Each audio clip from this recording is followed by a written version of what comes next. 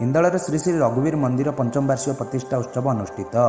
हिंदଳ ଅନୁସାରେ ଅବସ୍ଥିତ ଶ୍ରୀ ରଘୁବୀର ମହାପ୍ରଭୁଙ୍କ ଅପାର କରୁଣାରୁ ଜଗତ କଲ୍ୟାଣ ଉଦ୍ଦେଶ୍ୟରେ ଆସନ୍ତା 16 ତାରିଖ ଠାରୁ 18 ତାରିଖ ପର୍ଯ୍ୟନ୍ତ ଶ୍ରୀ ରଘୁବୀର ମନ୍ଦିର ପ୍ରତିଷ୍ଠା ପଞ୍ଚମ ବାର୍ଷିକ ଉତ୍ସବ ଏବଂ ଶ୍ରୀ ରାମେଶ୍ୱର ମହାଦେବଙ୍କ ନବଗ୍ରହ ଦ୍ୱାରପାଳ ଓ ଗଙ୍ଗାଦେବୀଙ୍କ ବିଗ୍ରହ ସ୍ଥାପନ ଉତ୍ସବ ଅନୁଷ୍ଠିତ ହୋଇଯାଇଛି।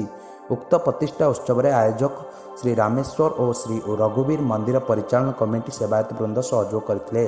ଏହି କାର୍ଯ୍ୟକ୍ରମରେ ମାର୍ଗଦର୍ଶକ ଭାବରେ ଯଜ୍ଞାଚାର୍ଯ୍ୟ ପଣ୍ଡିତ ବିଭୂତିଭୂଷଣ ଷଡ଼ଙ୍ଗୀ, ପଣ୍ଡିତ ମନୋଜ କୁମାର ଶତପଥୀ, ପ୍ରଶାନ୍ତ କୁମାର ଆଚାର୍ଯ୍ୟ ଓ ପତିତପାବନ ମିଶ୍ର ସୁଚାରୁରୂପେ କାର୍ଯ୍ୟ ତ୍ୱରାନ୍ୱିତ କରିଥିଲେ।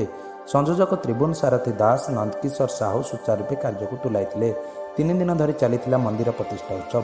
ନାମ ସଂକୀର୍ତ୍ତନ ସହ ଆଳତୀ ଓ ସାମୂହିକ ପ୍ରସାଦ ସେବନ କାର୍ଯ୍ୟକ୍ରମକୁ ଭକ୍ତମାନେ ଆନନ୍ଦର ସହ ଉପଭୋଗ କରିଥିଲେ। ଉକ୍ତ ମନ୍ଦିର ପ୍ରତିଷ୍ଠା ଉତ୍ସବରେ ବହୁ ଜନସମାଗମ ଦେଖିବାକୁ ମିଳିଥିଲା।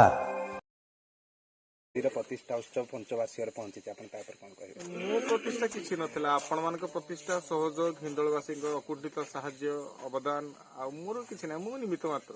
ଆଗାମୀ ଦିନରେ ମନ୍ଦିରର କ'ଣ କ'ଣ ଉନ୍ନତି? ସେଟା ତ ଆମେ ମନ୍ଦିର ଉତ୍ସର୍ଗୀକୃତ କରିସାରିଲା ପରେ ସେଟା ସରକାରଙ୍କ ହାତକୁ ଚାଲିଯାଇଛି, ଦେବୋତ୍ତର ଅଧିକାରୀଙ୍କ ପାଖକୁ ଚାଲିଯାଇଛି।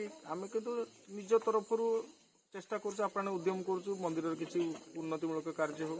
ଆପଣମାନଙ୍କ ଯଦି ସହଯୋଗ ସହାନୁଭୂତି ରହେ, ଆଗାମୀ ଦିନରେ ମନ୍ଦିରରେ ଆଉ କିଛି କାର୍ଯ୍ୟ କରିବା ପାଇଁ। କ'ଣ ସବୁ କାର୍ଯ୍ୟକ୍ରମ ଥିଲା?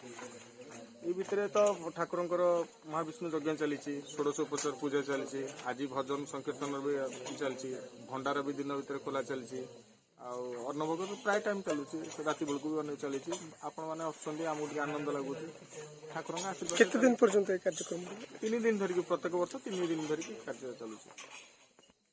ମୁଁ ତ ବହୁତ ଉତ୍ସାହିତ ଅଛି।